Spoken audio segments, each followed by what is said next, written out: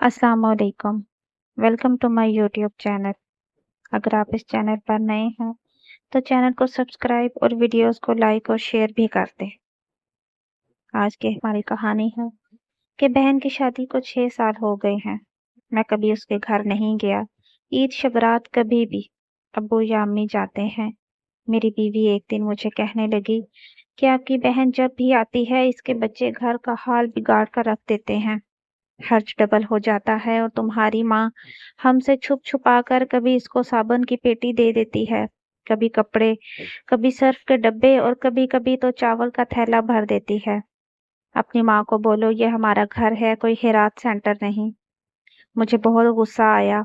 मैं मुश्किल से खर्च पूरा कर रहा हूँ और माँ सब कुछ बहन को दे देती है। बहन एक दिन घर आई हुई थी, इसके बेटे ने टीवी का रिमोट तोड़ दिया। मैं माँ से गुस्से में कह रहा था, माँ बहन को बोलो यहाँ ईद पर आया करे बस। और ये जो आप साबुन सरफ और चावल का थैला भर कर देती है ना, इसको बंद कर दे सब। माँ चुप रही लेकिन बहन ने सारी बातें सुन ली। मेरी बहन कुछ न बोली। 4 बज रहे थे, अपने बच्चों को तैयार किया और कहने लगी, भाई मुझे बस स्टॉप तक छोड़ आओ।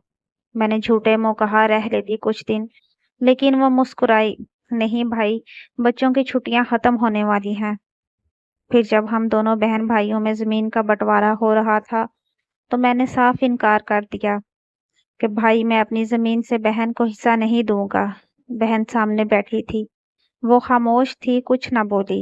माँ ने कहा बेटी का भी हक बनता है, लेकिन मैंने गाली देकर कहा कुछ भी हो जाए मैं बहन को हिस्सा नहीं दूंगा। मेरी बीवी भी अपनी बहन को बुरा भला कहने लगी। वो बेचारी खामोश थी। बड़ा भाई अलहदा हो गया। कुछ वक्त के बाद मेरे बड़े बेटे को टीबी हो गई। मेरे पास इसका इलाज करवाने के पैसे नहीं थे। बहुत परेशान था मैं। कर्ज भी ले लिया था, लाख रुपया। भूख सर पर थी। मैं बहुत परेशान था। कमरे में अकेला बैठा था, शायद रो रहा था हालात पे। इस वक्त वही बहन घर आ गई। मैंने गुस्से से बोला, अब ये आ गई है मनहूस। मैंने बीवी को कहा कुछ तैयार करो बहन के लिए।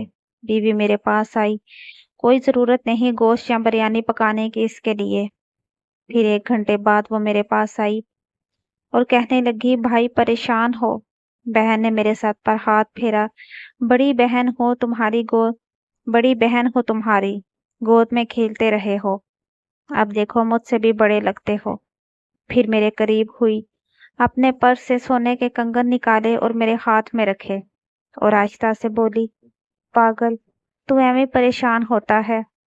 बच्चे स्कूल थे। मैंने सोचा दौड़ते दौड़ते भाई से मिल आऊं। ये कंगन बेच कर अपना खर्चा कर, बेटे का इलाज करवा।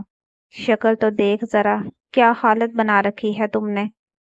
मैं खामोश था, बहन की तरफ देखे जा रहा था। वो आहिस्ता से बोली, किसी को ना बताना कंगन के बारे में, तुमको मेरी कसम है। मेरे माथे पे बोसा किया और 1,000 रुपया मुझे दिया, जो 150 के नोट थे। शायद इसकी जमा पूंजी थी। मेरी जेब में डाल कर बोली, बच्चों को गोश्त ला देना, परेशान ना हुआ कर। जल्दी से अपना हाथ मेरे सर पर रखा। देखकर इसने बाल सफेद हो गए। वो जल्दी से जाने लगी। इसके पैरों की तरफ मैं देखा, टूटी हुई जूती पहनी थी, पुराना सा दुपट्टा ओढ़ा हुआ था।